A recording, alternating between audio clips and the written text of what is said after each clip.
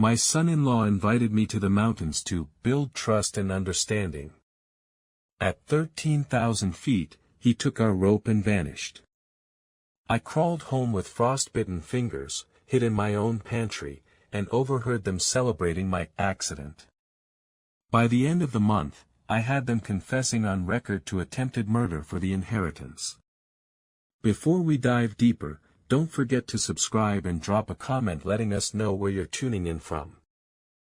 I am 70 years old, a grandfather of 2, and a widower who still folds my late wife's shawl over the back of the couch because it makes the living room feel less empty. The wool has grown thin in places, but it carries the faintest trace of her perfume, lavender and soap, and sometimes I catch myself brushing my fingers over the fabric as though her hand might still be there. The house we shared is quieter now than I ever imagined it could be, too big for one man, though I have walked every floorboard until it remembers me, creaks and all. My daughter, Julia, was my wife's pride, her mirror, her reason for fighting even at the end. I promised her mother I would protect her, though protecting grown children is not as simple as fastening a coat or bandaging a skinned knee. After her mother died, Julia tried to be brave. She smiled through her grief, but I could see how hollow her eyes were, how she searched for something steady in a world that had just lost its anchor. That was when Evan appeared. A man with bright teeth, rehearsed warmth, and a handshake that lingered too long, as though grip alone could convince you of character. He came into Julia's life like a salesman with a deal too good to refuse, charming, attentive, relentless. To her, he seemed like a blessing, a man who made promises of stability, who looked at her like she deserved a second chance at happiness. To me, he always felt like someone reading from a script he had written himself. Evan is the kind of son-in-law who shakes your hand with both of his, who tilts his head just enough to look sympathetic when he asks about my active living, as though he is conducting an interview rather than talking to family. He sprinkles his sentences with words he thinks sound profound: resilience, legacy, purpose, like a man laying bricks without mortar. His smiles come too quickly, his concern too loudly, and his gestures of kindness feel practiced, the way some people rehearse golf swings in the mirror. Still, Julia leaned on him. And because I wanted her to feel safe again, I told myself I would lean a little too, though something in my bones warned me the wood beneath us was rotten. When he called in early June, his voice was full of what I can only call performative sincerity, the sort of tone actors use when they are trying to sell you on the importance of a scene you know does not really matter. "Harlan," he said, "I booked us a mountain climbing holiday. 3 days in Colorado. Guy's trip. Time for building trust and understanding." The words clattered around in my head long after he hung up. A guy's trip. My body is not the same as it once was. I wake up with knees that sound like gravel and lungs that tighten in the thin air of upstairs bedrooms. The idea of climbing a mountain at 70 felt almost laughable. My granddaughter Grace's recital was the following weekend, and I had been looking forward to it for months.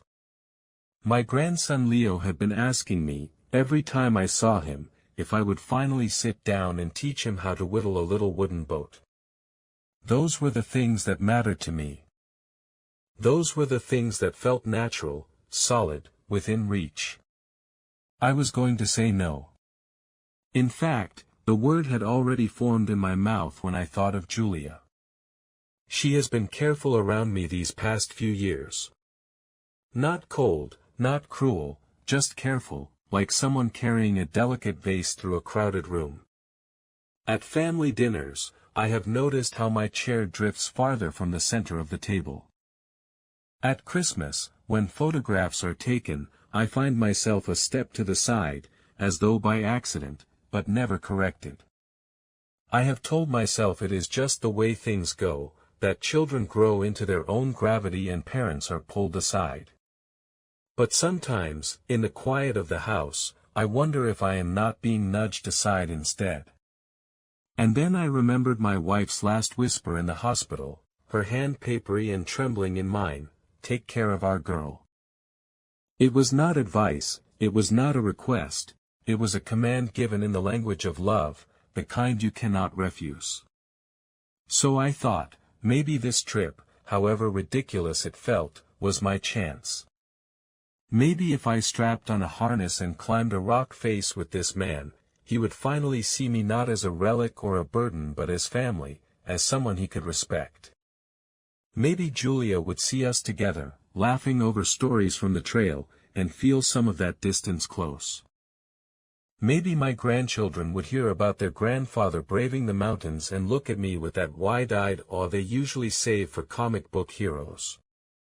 I told myself that discomfort is sometimes the price of love, and that real family does not just sit in comfort, it walks into the hard places together. And if it meant my daughter's home felt warmer, if it meant my chair at the table was pulled a little closer, I would climb a mountain or two.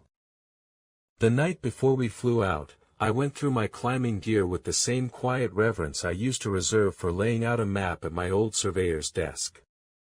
Each piece had its place, each tool its story. The stove, a little battered from years of service but still reliable.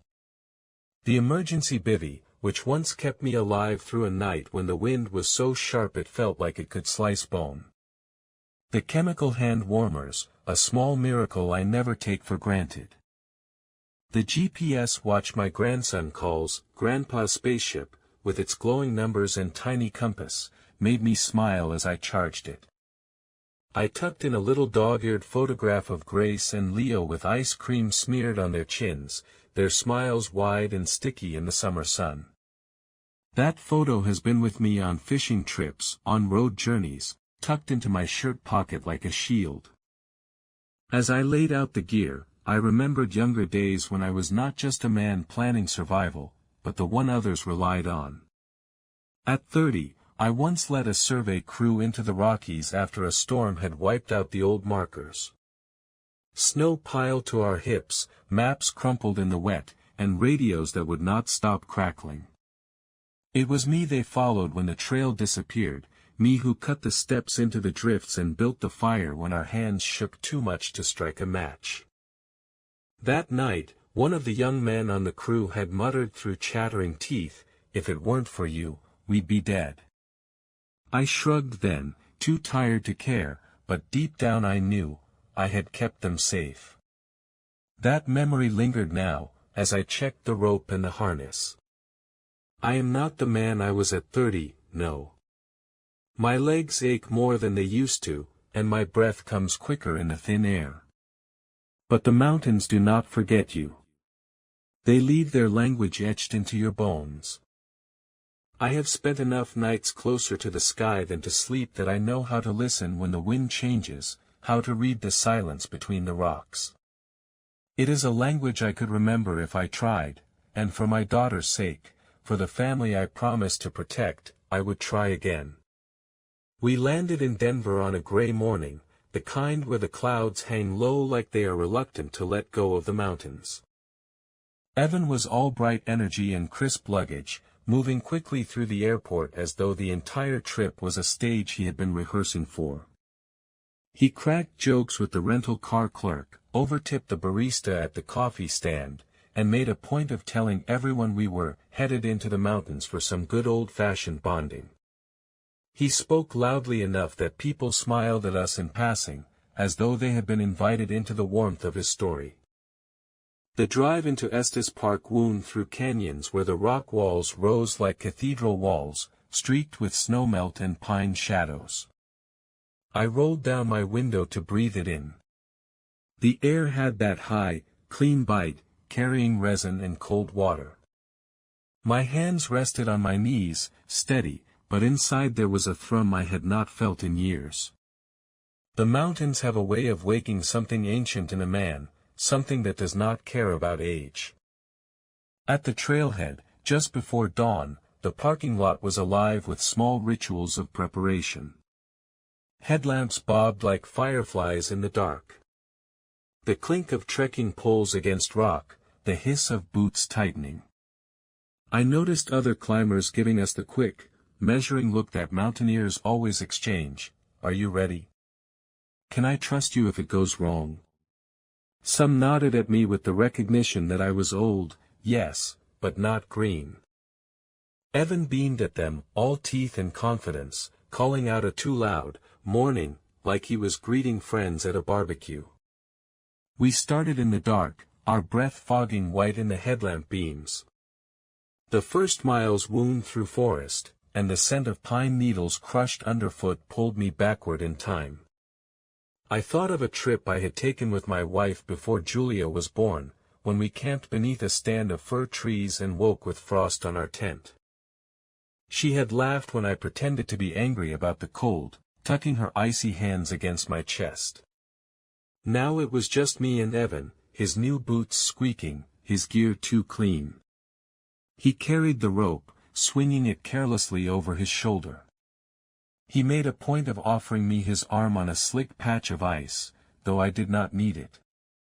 Got to watch out for you, Dad, he said with that grin, like a coach guiding a frail player. I let him, because sometimes swallowing pride is easier than starting a war you are not ready to fight. We rose above timberline as the horizon bled from black to cobalt. The wind stiffened, tugging at our jackets. Granite replaced soil beneath our boots.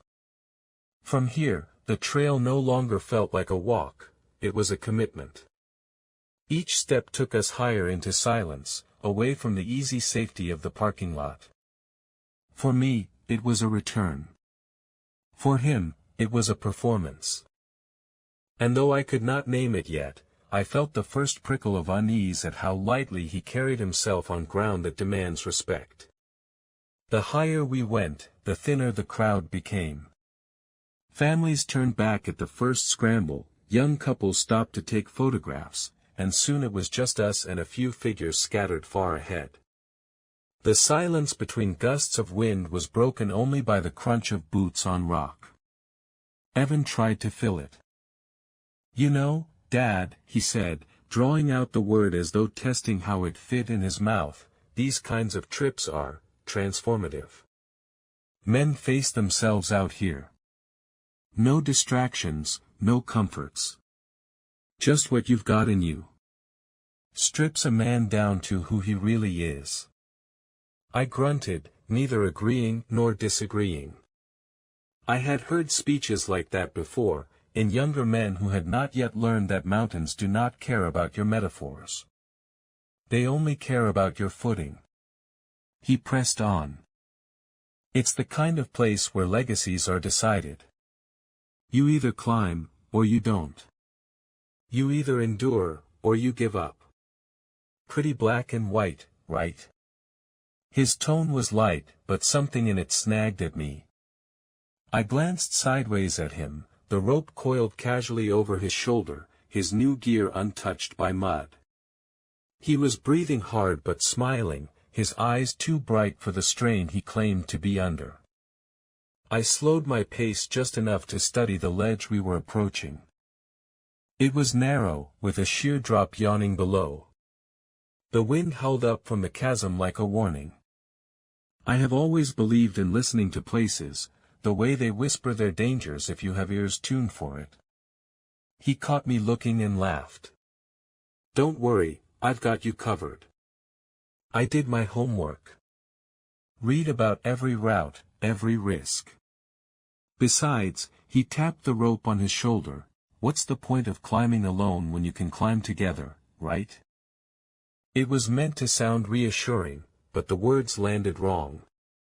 Something about the way he lingered on alone. I nodded slowly, but my fingers brushed against the carabiners on my belt, checking the weight, counting the familiar clinks. Old habits, born from years of knowing that trust in the mountains is earned, never given. And though I kept walking, the thought stayed with me, perhaps this trip was not just about building trust. Perhaps I was not the only one being tested.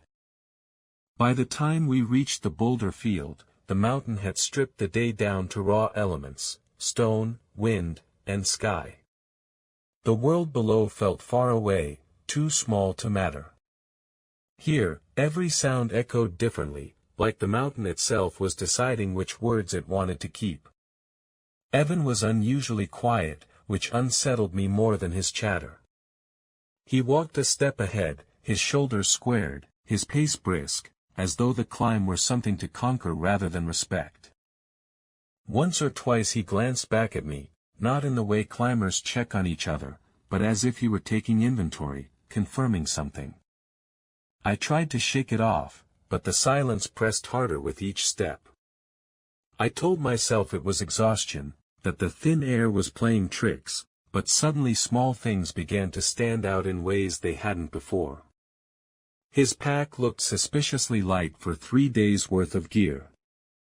He had insisted on carrying the rope, though he had shown no skill in using it. And that water bottle, new, gleaming, seemed untouched.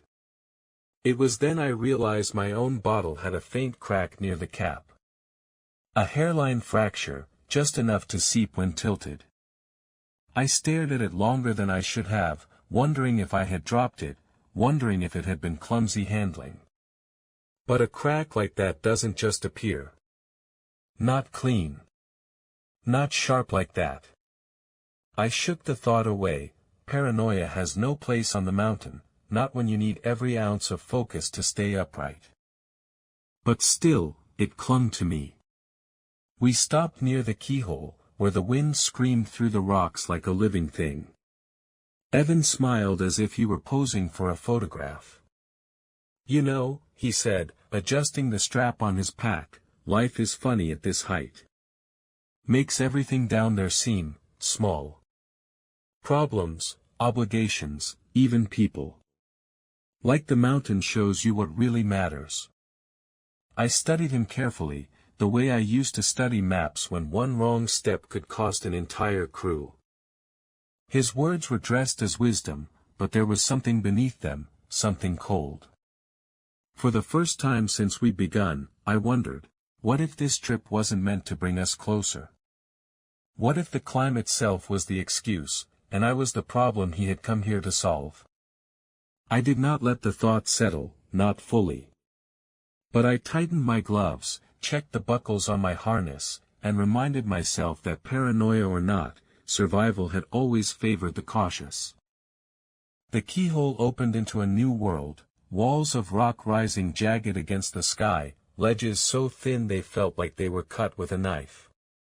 The wind no longer howled, it screamed, rushing through the stone portal with a force that rattled my teeth.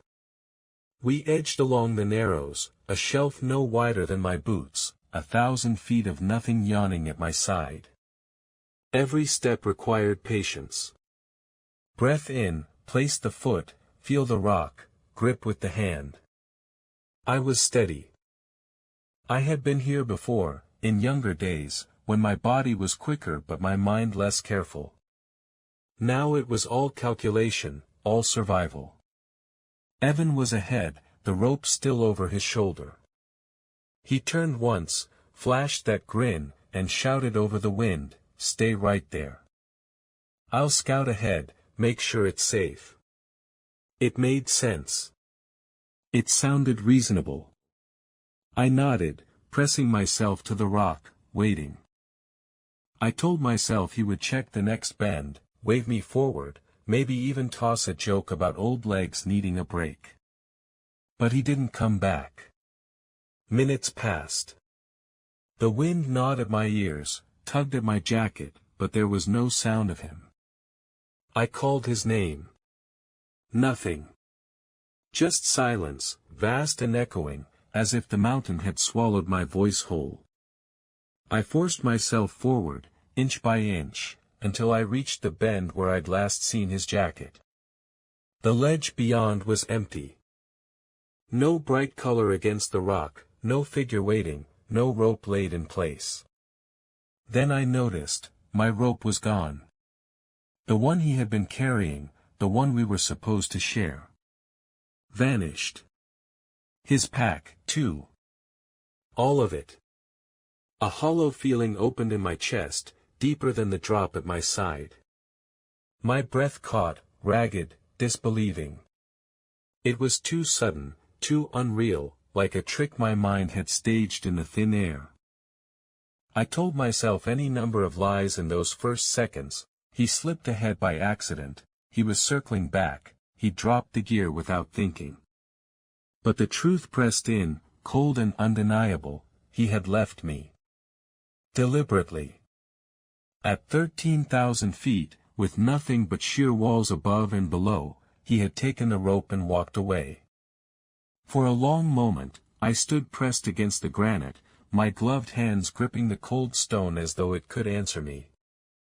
My mind raced with the only question that mattered: what now? I craned my neck, searching the route ahead, scanning the ledges, hoping for a flash of movement, a voice carried back on the wind. Nothing. The narrows stretched emptily, just rock and air, no sign of Evan or any other climber. I tried shouting again, my voice raw this time, carried upward in short bursts that vanished before they could find an ear. The wind snatched every syllable, shredded it, tossed it into the abyss. I looked down. Far below, the boulder field lay scattered like the bones of some ancient giant, but it was too far, too vertical, and the ledge beneath me gave no mercy for mistakes. One slip here would not mean injury. It would mean ending. I patted my jacket pocket, fumbling for my phone. I had tucked it in that morning, knowing full well reception up here was fickle, but habit is hard to break. I pressed the power button, waited for the glow. A flicker of life. Then nothing. No bars. No signal. A rectangle of glass that was little more than dead weight. The other climbers, the few I had seen earlier, were hours behind or ahead by now. Out of sight, out of reach. On this side of the keyhole, I was alone. My eyes swept the rock again, searching for something, anything, a crack wide enough for shelter, a cairn left by others, a sign of safety hidden in the gray. All I saw was the mountain, vast and indifferent. I forced myself to breathe slowly, fighting the thrum of panic rising in my throat. Every instinct wanted me to move quickly, to run from the truth of what had just happened. But speed is death on a ledge this narrow. Caution is the only currency the mountain accepts. That was when the realization settled, heavy and cold. No one was coming. There was no help within reach, no quick solution, no hidden rescue waiting around the bend. It was just me, the rock, and the long descent back down through the teeth of the storm that was already brewing in the west. If I wanted to live, I would have to earn every step of it myself. I turned back the way we had come, moving inch by inch, the stone scraping at my gloves as though it wanted to peel me off. The wind pressed against me, eager to test how badly I wanted to stay alive. My breath grew shallow, my legs unsteady, but step by step I edged along the narrows until the keyhole came into view, a jagged crack in the ridge, a doorway between life and death. When I finally passed through it, I thought I might collapse right there, but I knew the mountain would not allow weakness. I still had miles of boulders, snow, and darkness waiting. The sun was already sinking, its light bleeding out of the sky, and with it went the little warmth the day had given me. The boulder field stretched out below like a battlefield of stone. Each step was a lurch from one jagged rock to the next, boots slipping, knees aching, hands grabbing at edges for balance. My gloves tore on the granite. The skin beneath began to burn, then numb, then burn again. When I pulled the glove off to check, I saw the fingers of my right hand mottled with gray. Frostbite had begun its slow theft. I forced myself not to panic. I flexed my fingers, slapped them against my thigh, shoved them back into the glove. I had lost men to frost before, young men, strong men, because they believed frostbite was just pain. It was not. It was the body surrendering, quietly and permanently. I swore I would not surrender with it. By the time the storm rolled in, night had already fallen. Snow whipped sideways, stinging my face, filling the spaces between the boulders until every step threatened to bury my boots. My body screamed for rest, but rest was the same as lying down in a grave. So I did what I had been taught decades ago, I dug. With shaking hands and what strength remained in my arms, I carved a shallow trench in the snow, lined it with my emergency bivvy. It was little more than a silver cocoon against the void, but it was enough to keep the storm's claws at bay. I crawled inside, curling around myself, listening to the mountain rage. My hands throbbed. My breath made a small cloud that hovered and vanished. Every bone in me ached with the cold. I thought of my wife, her shawl folded neatly on the couch, her voice telling me to take care of our girl. I thought of Julia, of how far she felt from me these days. I thought of Grace and Leo, ice cream on their chins, laughter bright and easy. And then I made a promise into the darkness, one the mountain itself could bear witness to: I will see their faces again. I will not be left here as another name in a ranger's log. I will walk out, even if the mountain takes half of me to do it. That promise was the ember I guarded all night. It glowed in me when the cold tried to snuff me out, when sleep pressed its heavy hand over my eyes. It was what kept me alive until the sky at last began to pale and the storm loosened its grip. At dawn, I clawed my way out of the bivvy, stiff, frostbitten, aching, but alive. The world was unrecognizable. The storm had scoured the night into silence, leaving the boulder field buried under a thin crust of snow that glowed pale in the first light. The peaks above were bloodied with sunrise, sharp and merciless. My hands were useless claws inside stiff gloves now. When I pulled one off to check, my fingers were waxy and gray at the tips, bending sluggishly, as though they no longer belonged to me. The sight sent a wave of panic through me, hot and dizzying, but I shoved the glove back on and pressed forward. I could deal with fingers later. Now, it was breath, step, balance. I started down. The boulders were slick with snowmelt, treacherous as ice. Every leap from rock to rock demanded precision. My boots slipped, my knees buckled, but I caught myself again and again. Each fall avoided felt like another life borrowed. As I moved lower, the air thickened, but not enough to ease the ache in my lungs. I paused often, leaning on granite, dragging air into my chest in ragged gulps. The silence around me was unnerving. No voices, no other climbers, no sign of the crowds I had seen the day before. Just the crunch of my boots and the creak of my pack. I scanned the horizon constantly, looking for a ranger, for a distant headlamp, for any shape that did not belong to the mountain.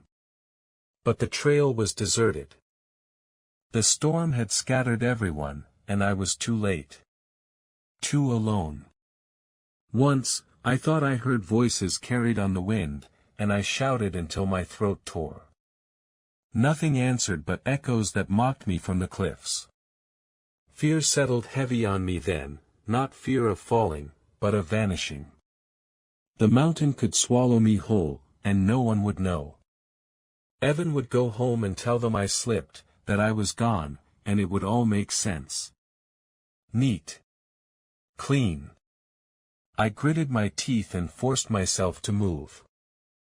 Down, always down. Toward trees.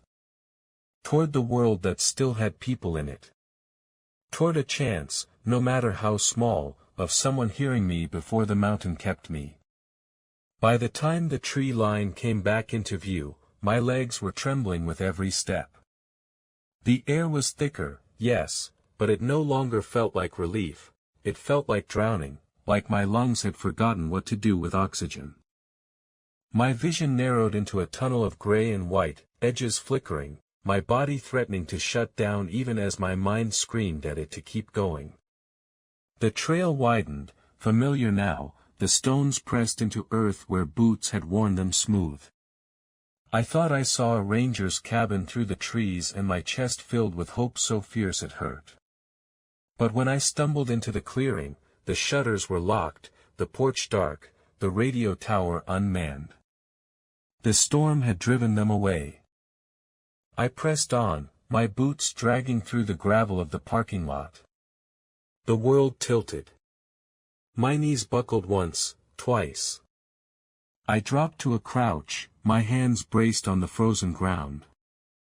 The sharp sting of pain told me my fingers still had some life in them, but it was fading fast.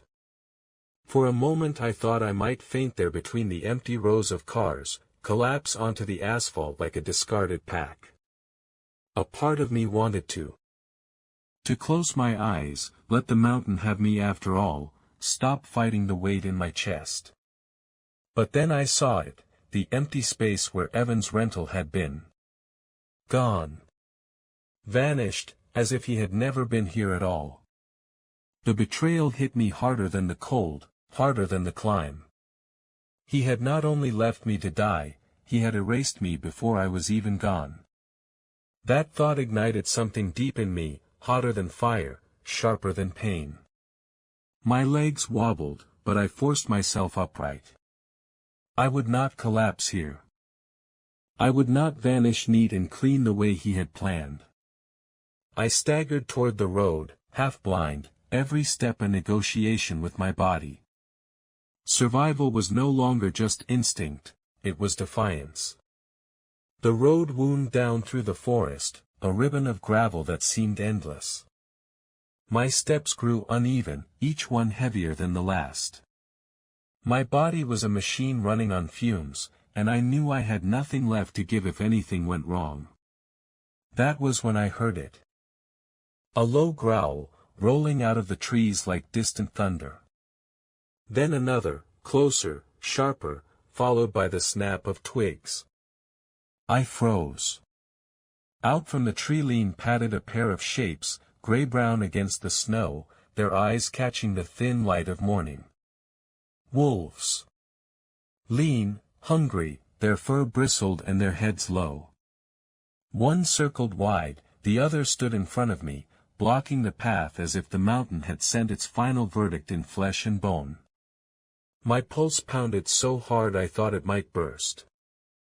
My legs shook, my hands were too stiff to fight, and I had no rope, no weapon, no strength left to bluff.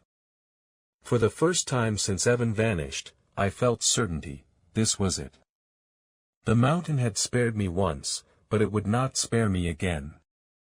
I gripped a broken branch lying in the snow, more for dignity than defense, and lifted it with shaking arms.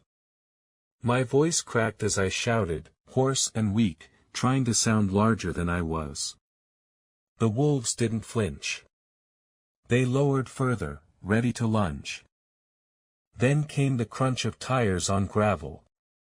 Headlights broke through the trees, blinding in the pale morning. A pickup truck rattled around the bend, slowing as it neared. The wolves hesitated, their ears twitching, and with a final growl they slipped back into the woods, melting into shadow as if they had never been. The truck doors opened and 3 people spilled out, 2 men and a woman, hikers by the look of their heavy jackets and boots. One rushed forward, shouting, "Sir, are you all right?" I tried to answer but my knees gave way, the branch slipping from my hands. The ground came up fast, cold and hard, and I would have kissed it if I'd had the strength. Strong arms caught me before I hit the dirt, hauling me upright, voices urgent and overlapping. "Frostbite, look at his hands. Get him into the truck, now. Buddy, stay with us, you hear me? Stay with us." For the first time in what felt like days, I let myself surrender, not to the mountain, not to death, but to strangers who had appeared at the exact moment I had nothing left. My eyes closed as they lifted me, and the last thought I clung to was not of wolves or betrayal, but of my grandchildren's faces. I woke to warmth. Real warmth, heavy and steady, pressing into my skin.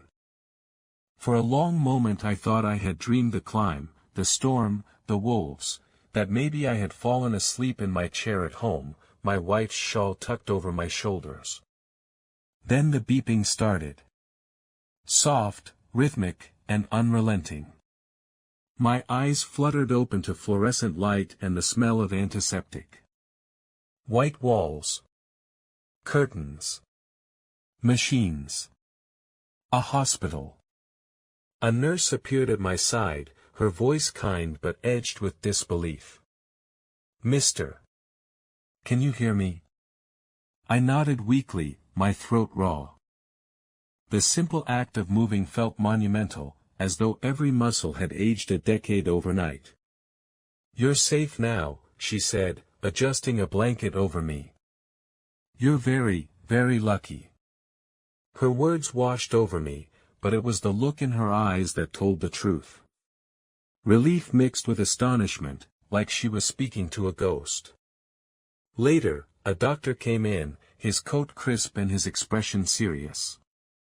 He looked at my chart, then at me, shaking his head slowly.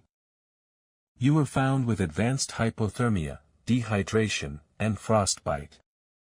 Your core temperature should have dropped past survivable levels. And yet, here you are." He tapped the chart with his pen, almost smiling.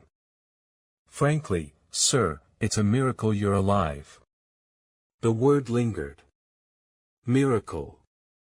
My hands were wrapped in gauze, the tips of my fingers swollen and angry beneath. My body ached everywhere, but the pain was a kind of proof, I was still here. Against the mountain, the storm, the wolves, and the betrayal, I had not been erased. When the doctor left, I closed my eyes and let the beeping lull me. Images came unbidden, the empty ledge, the missing rope, Evan's smile before he vanished. My chest tightened, not from the memory of the cold, but from the certainty blooming in me, this had never been an accident. And if I had survived the mountain, then I could survive what came next. Because now it was not just about living. It was about finding the truth, and making them face it. The days blurred in the hospital. I drifted in and out of sleep, woken by the shuffle of nurses' shoes, the sting of antiseptic, the soft clatter of meal trays. My hands stayed swaddled in gauze, my throat was raw from the cold air I had breathed for too long, and every muscle in my body carried the memory of stone and wind. They called me lucky. They called me stubborn. One orderly whispered to another that he had never seen a man in my condition pull through without losing more than a finger or two. I listened in silence, letting them believe it was chance, a miracle, or whatever word helped them sleep. But I knew it was something else.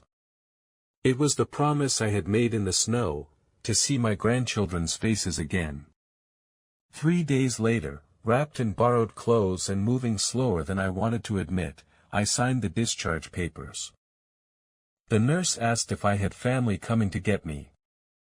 I smiled and lied, "Yes, they'll meet me outside." I walked out alone. The taxi drive home felt longer than the climb. Every mile gave me time to replay Evan's grin at the Narrows, the missing rope, the vanished car. I had hoped for answers, but my gut already knew. Still, I needed proof. When I finally pulled into my neighborhood, twilight had fallen. My house glowed with warm yellow light, the kind that once meant safety. Now it felt foreign, hostile. I slipped around back, through the gate I never bothered to fix, and entered the garage.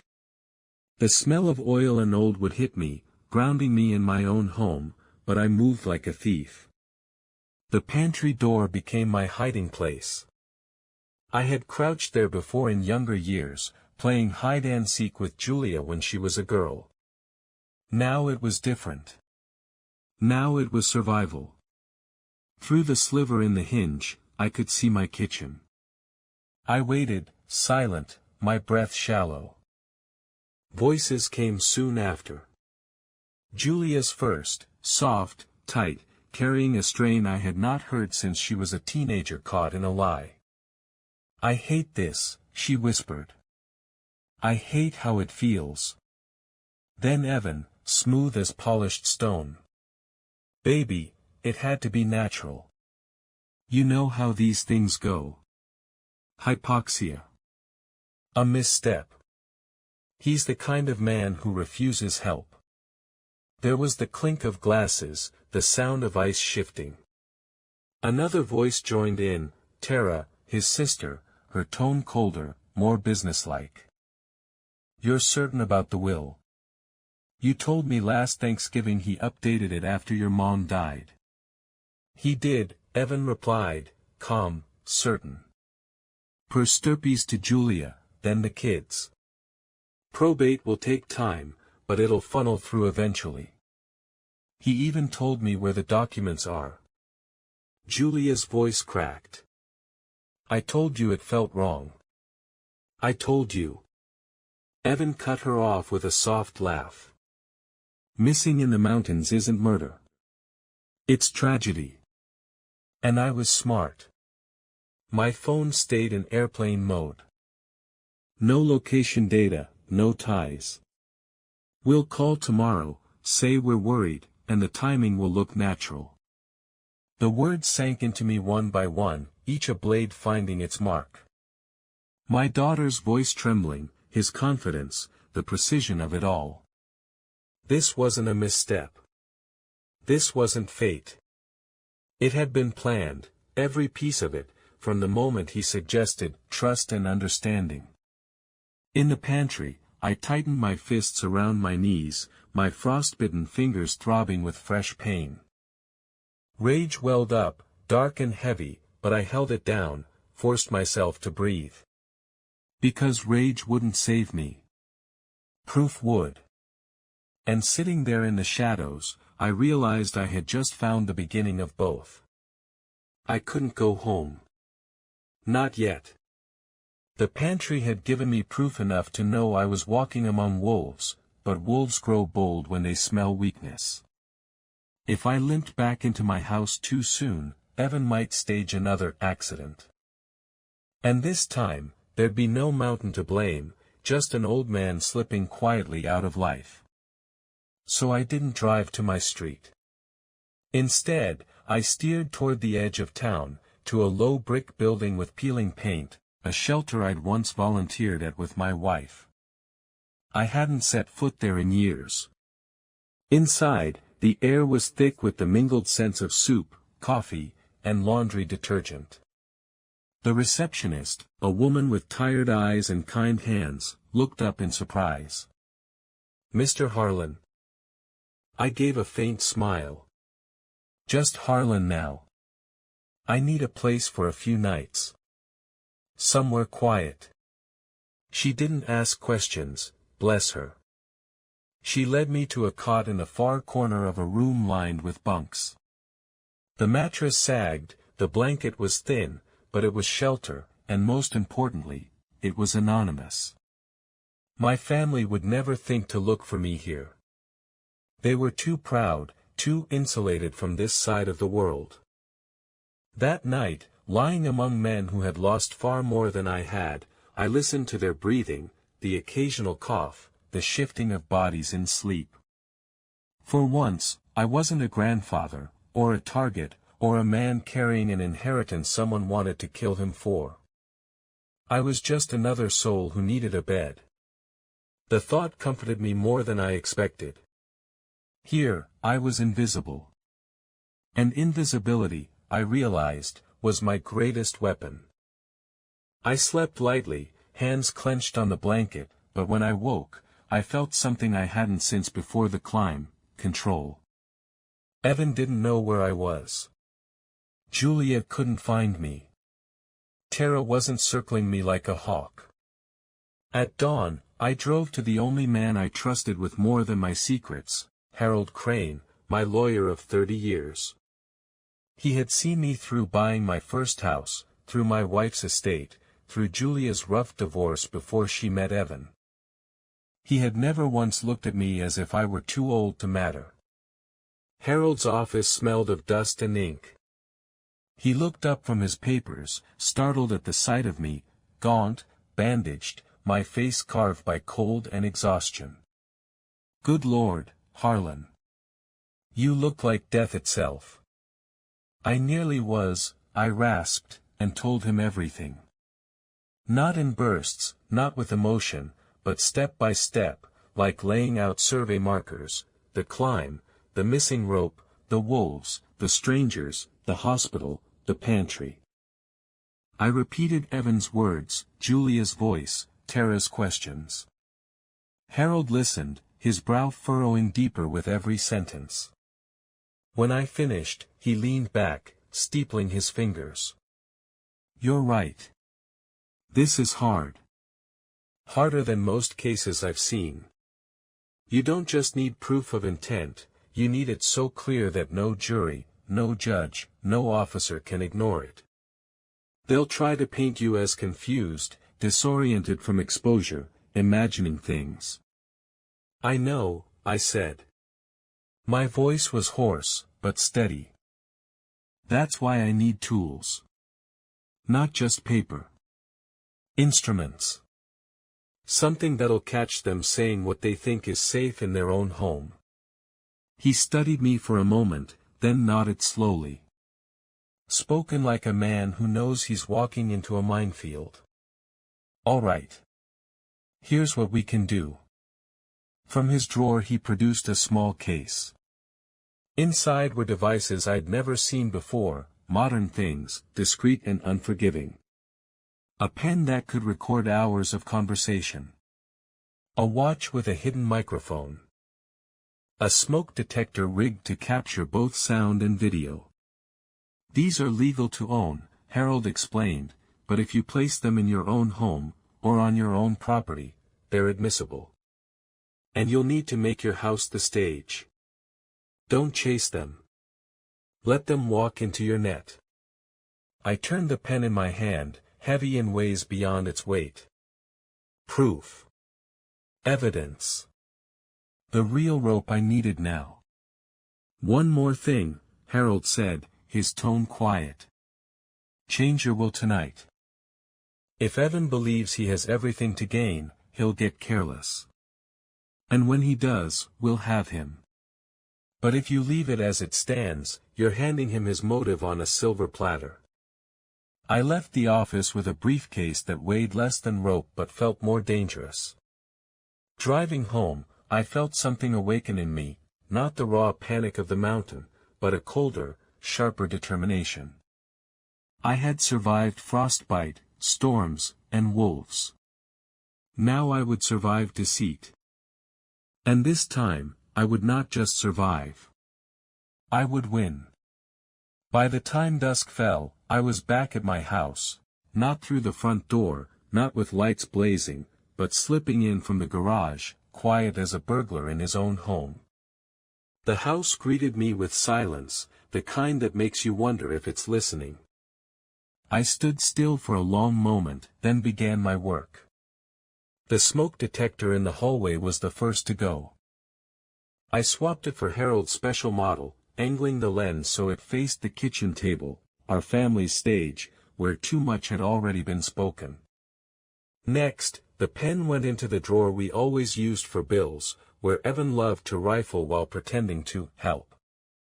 The watch I set in a dish by the door, as though I'd tossed it carelessly after coming in. I tested each device, watching the small lights blink alive, and for the first time since the mountain I felt steady. Rope might have failed me, but these threads would hold.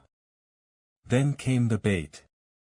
I printed copies of my will, careful replicas, and left them half buried in a stack of mail on the counter. I set a bottle of painkillers beside them, cap loosened, a quiet suggestion that I was weaker than I let on. And in the corner of the table, I left an envelope marked in my own handwriting, to Julia and the children, should anything happen. It was empty, of course, but paper has weight even when blank. Finally, I dimmed the lights, left a half-empty teacup by the sink, and retreated back through the garage. I would not sleep here, not yet. The trap needed to breathe, to wait. As I drove away, the cameras and recorders hummed softly in my mind. Let them come, I thought. Let them sniff around, believing I was too frail to guard my own house. Let them write their own confession in my kitchen. This time, I wouldn't need to eavesdrop from a pantry. This time, the house itself would remember every word.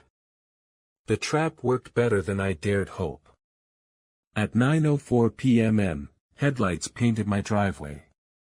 Evan's truck first, Julia's sedan close behind, and finally Tara's little silver coupe. I sat 2 blocks away in my car, headphones on, listening to my own kitchen come alive through the smoke detector's hidden eye. The front door opened. Footsteps. Shuffling. Then Evan's laugh. Evan, unbelievable. Look at this mess. Somebody's been squatting here. Tara, disgusted, smells like it. God, I hate old houses. They attract the wrong kind. Julia, softer, uncertain, maybe Dad came back. Maybe he. Evan, cutting her off, sharp, Julia. He's dead. He froze up there. You saw the storm rolling in. Stop clinging to fantasies. There was the sound of papers rustling. My bait. Tara's cruel laugh stunned me. What's this? Mail, notes, and this envelope.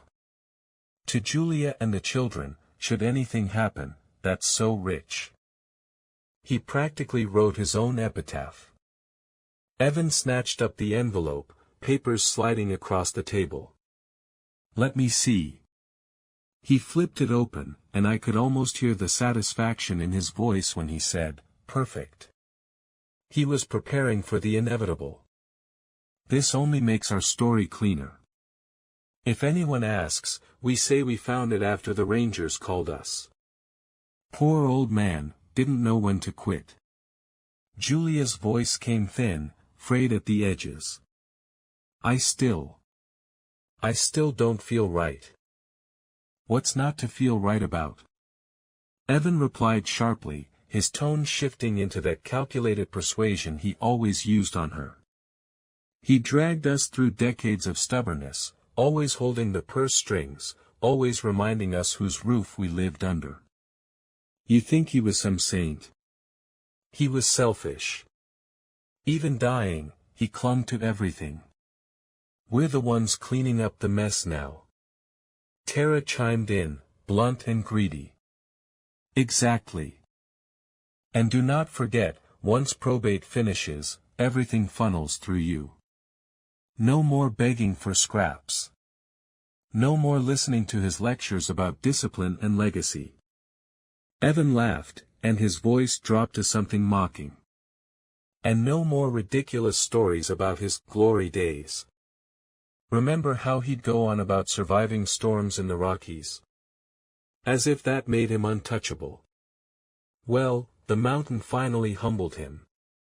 They both laughed then, but my daughter did not. He loved us, Julia whispered, her voice trembling. He loved the kids. Evan answered flatly, cold enough to freeze the room. Love doesn't pay bills, Julia. Love doesn't buy security. Face it, your father's biggest accomplishment was living long enough to become a burden. Tara gave a sharp laugh.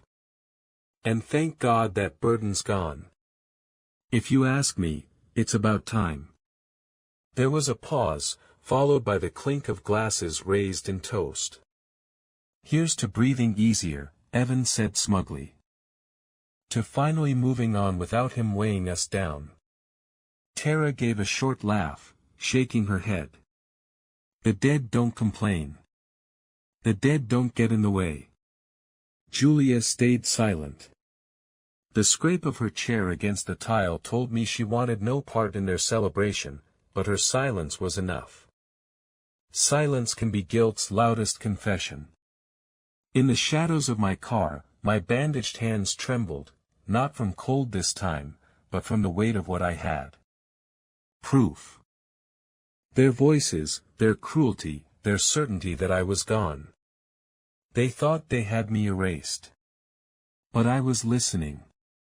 Then, I suddenly heard Julia's voice tremble, but there was something steadier beneath it this time, not just doubt but resignation. He was my father. Evan laughed again. For a long moment, I thought Julia might push back now. That she might rise from the table, shout at them, denounce the whole plot. But then she sighed. And when she spoke again, her words sank deeper than the cold ever had. But you're right. I hated seeing him suffer, but he was never going to let go. Everything had to be his way. Every holiday, every decision, every dollar. He wanted to control us until the day he died. Her voice cracked, but she steadied it. Maybe the mountain was the only way. At least it looks natural. My chest tightened. My daughter. My Julia. The child I had promised her mother I would protect. Tara leaned in, her voice triumphant. That's the spirit. You can't waste your life tied to an old man's shadow. Julia whispered then, barely audible, but the recorder caught it. It feels cruel, but maybe it had to be done.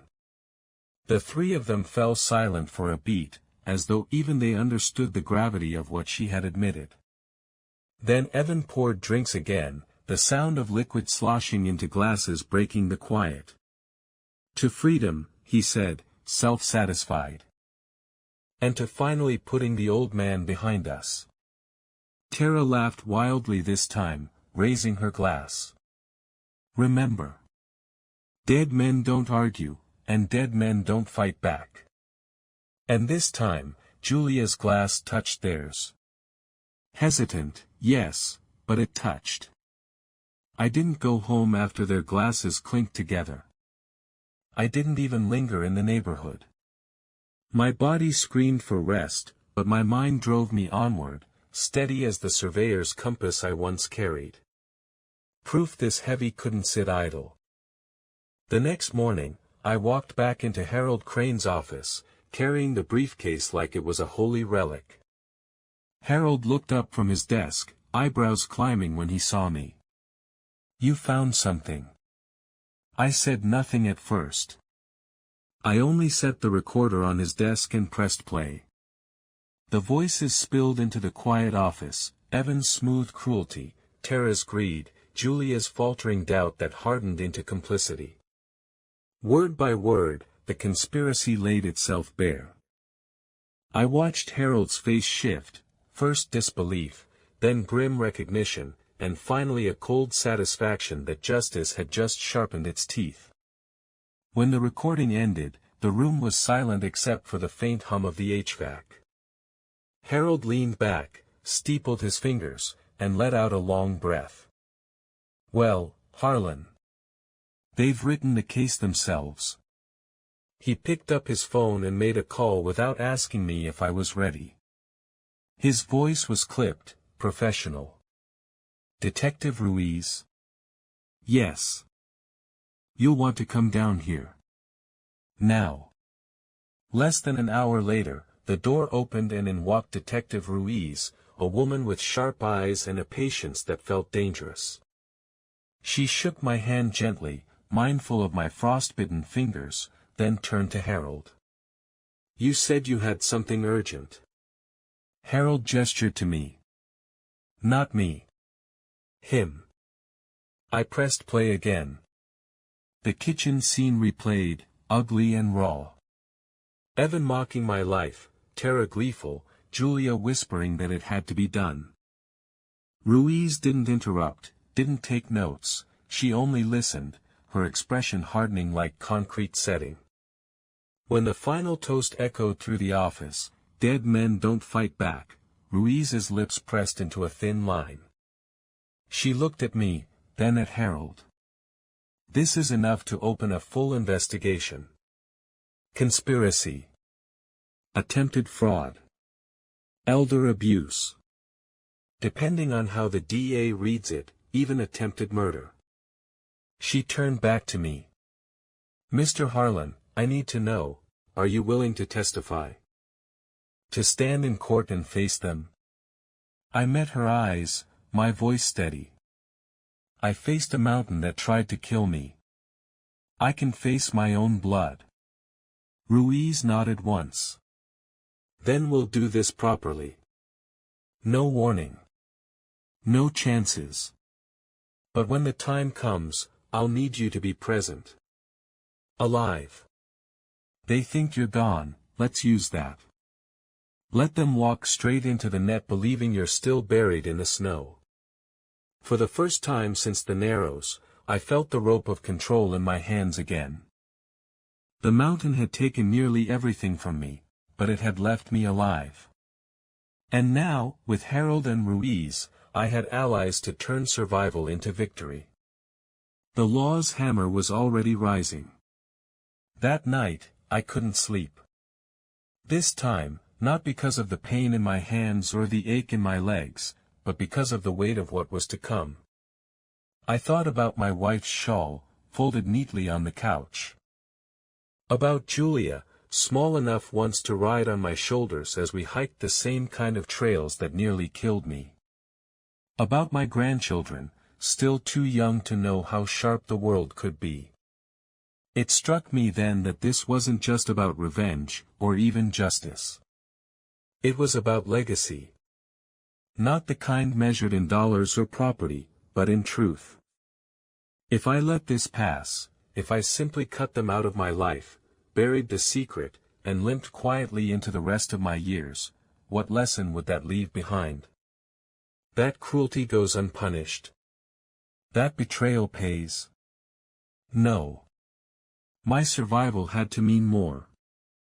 I had walked down from a mountain that should have buried me. I had stared into the eyes of wolves and lived to tell it. That wasn't just chance, it was a burden, and a responsibility. The story had to stand for something.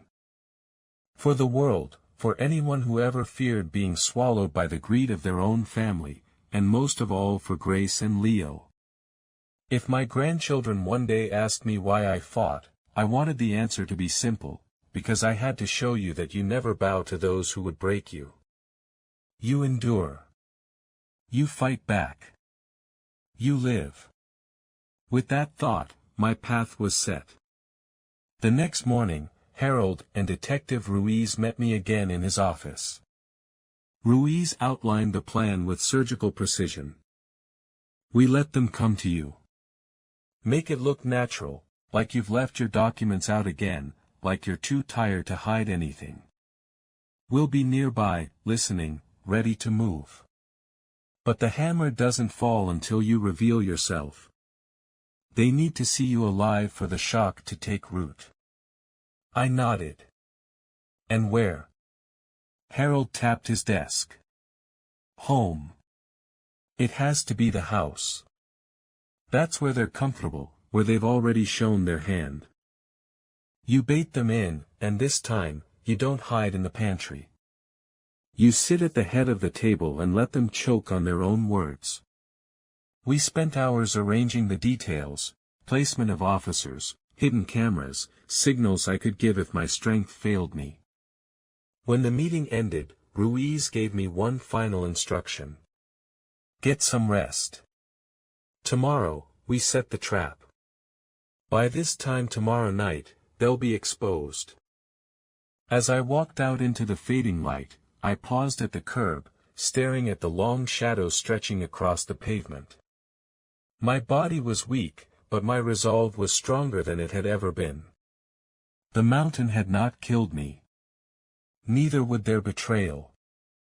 Tomorrow, the reckoning would finally begin. The house was quiet when I unlocked the door next evening. Quiet, but not empty, every corner hummed with unseen watchers. Ruiz and her officers were in place, tucked away in unmarked cars down the street, microphones synced to the devices Harold had installed. My kitchen was once again the stage, but this time I wasn't hiding in the pantry. I set the table just as my wife once did on holidays, the good placemats, the heavy napkins, the teapot no one ever used unless she insisted. At the head of the table sat my chair, and I lowered myself into it slowly, my bandaged hands resting on the wood. For a moment I closed my eyes and saw her across from me, saw Julia as a girl, saw Grace and Leo laughing over spilled milk. It almost broke me.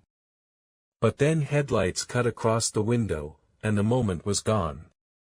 The front door opened without knocking. Their footsteps echoed, casual, greedy. I heard the rustle of paper, the clink of a glass being moved. Then silence. They had seen me. Julia gasped, sharp and strangled, as though she were seeing a ghost. Tara cursed under her breath. Evan, to his credit, didn't falter long, he pasted on a smile that looked more like a mask. "Dad," he said carefully, we thought that I was dead." My voice cut through the kitchen, hoarse but steady. "That the mountain finished me for you?" Julia's hands flew to her mouth. Tara's eyes darted toward the door, measuring escape. Evan stayed still, calculating, like a man holding a chess piece midair. I leaned forward, the bandages on my fingers stark against the dark wood. I heard everything. Every word in this room. How you planned it. How you laughed. How my own daughter toasted to freedom from me. Julia shook her head, tears spilling, but her words damned her. "I didn't mean, you wouldn't let go, Dad. You never let me live my own life." My chest ached at her voice, but I didn't flinch. "So you chose to end mine?" Evan tried to speak, but I slammed my hand on the table. The sound startled even me, but it silenced him. I survived frostbite, storms, wolves. I walked out of a grave you dug for me with my own 2 hands. Do you think I'd survive all that just to be undone by liars in my own kitchen? Tara sneered. "You have no proof. Just your word against ours." I smiled then, slow and cold. "Not just my word." From the corner of the room, Ruiz stepped forward, badge flashing, her voice calm but sharp as steel. "We've heard enough." The room exploded in chaos. Julia sobbed into her hands. Tara cursed again, louder this time, her bravado cracking. Evan tried to stand, but 2 officers emerged from the hallway and blocked him. The mask slipped from his face, and for the first time I saw fear, real fear, in his eyes. I stayed seated, trembling with the weight of it all, but I forced myself to speak one last time. "You thought dead men don't argue. Dead men don't fight back. But I'm not dead. And now the world will know what you are." The officers moved in with calm precision, their steps heavy on the tile, their hands steady. The sound of cuffs snapping shut echoed louder than any storm I had weathered on the mountain. It was the sound of justice, final and undeniable. Evan was first. He tried to twist away, tried to pull that winning smile over his face one last time, but it cracked under the weight of the badge in front of him. His protests came out frantic, sputtering excuses. "It's a mistake, you don't understand, I was only trying to help," but the metal closed around his wrists all the same. The man who had left me on the rock face now looked like a cornered animal, powerless, exposed. Julia followed, tears streaming down her cheeks. She begged, pleaded, her voice splintering as she reached for sympathy. "Please, I didn't want this, I didn't know what else to do. The officer guiding her out didn't waver, and neither did I. Her words couldn't wash away the toast she'd raised, the choice she had already made. Tara fought the hardest. She spat curses at the officers, venom in every syllable, thrashing as though defiance could undo the evidence stacked against her. But when the cuffs locked around her wrists, her rage turned brittle, her voice cracking under the futility of it all. I sat in silence and watched them go. Each one dragged past the threshold of the home they had already betrayed. Their voices faded into the night, swallowed by the quiet authority of the law. When the door finally shut behind them and silence fell again, I sagged into my chair as if the wood itself were the only thing keeping me upright. My body was screaming, my hands throbbed inside their bandages like hot iron, my chest burned with every ragged breath, my bones ached from carrying too many miles of stone and betrayal. I felt 70 years old in that moment. No, older. But I was alive. Alive, and not erased. Against every plan, every scheme, every cruel word spoken in this house, I was still here. They had tried to write me out of the story, but I had written myself back in. For the first time in years, I felt her. My wife. Not in memory, not in grief, but as though she were standing just behind me, laying her shawl across my shoulders the way she used to when I fell asleep at the table after long days at work. The weight of it was gentler than the years but heavier than the world. I did it, I whispered, my voice breaking. It's done. They'll never harm us again. The words echoed in the kitchen, bouncing off walls that had witnessed both my happiest days and my darkest night.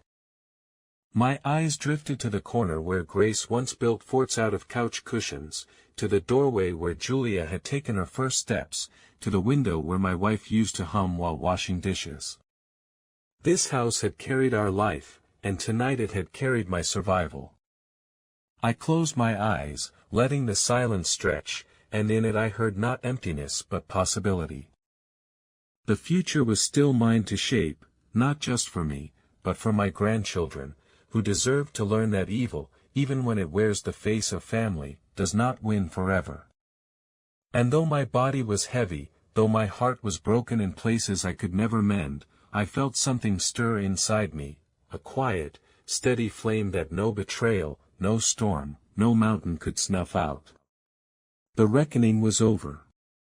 But my life, scarred and stubborn, was not. The weeks that followed felt strange, as though I were walking in two worlds at once. In one, there was the courtroom, the hearings, the hard eyes of prosecutors reading back the words my family had spoken in my kitchen. There were depositions, photographs of my frostbitten hands, long hours where I had to repeat the story until it no longer sounded like mine. In the other world, there was Grace and Leo. They came to visit on Saturdays, climbing the steps to my porch with shy smiles at first, as if unsure whether I was truly back from the dead. I taught Leo how to hold a knife against soft pine, guiding his small hands until curls of wood fell to the ground. Grace sat beside me with her sketchbook, drawing my crooked fingers as though they were medals of honor. I never spoke to them about their parents, not directly. Children learn the truth soon enough without a grandfather's bitterness to weigh them down. Instead, I showed them the truth in other ways, in the way I lit the fire, steady and patient, in the way I tended my frostbitten fingers without complaint, in the way I told them that survival isn't luck, it's a choice, made over and over, even when the mountain, the storm, or your own blood tries to take it from you. Sometimes, late at night, the loneliness hit harder than the cold ever had. The house felt enormous without my wife's shawl to anchor it, without Julia's laughter echoing from the hallway. There are wounds that no court can heal, betrayals that no verdict can erase. I carried those like scars no one could see. But in the mornings, when sunlight spilled across the kitchen table, I felt something different. Not peace, exactly, but purpose. The kind that steadies an old man's hands even when they shake. The kind that whispers, "You endured for a reason." That purpose is what steadies me now. It is what reminds me that no betrayal, no storm, no mountain can erase me. It is the ember that glows inside my chest when the nights grow long, the reason I draw a breath even when the world tries to take it away. And this purpose, this unyielding promise to live for the truth, for the memory of my wife, for the hopes of my grandchildren is what makes me live. Greetings, and thanks for spending your time with us today. I truly hope you enjoyed the video. I want to wish you a peaceful day or a restful evening, wherever you may be. Take care, and we'll see you next time.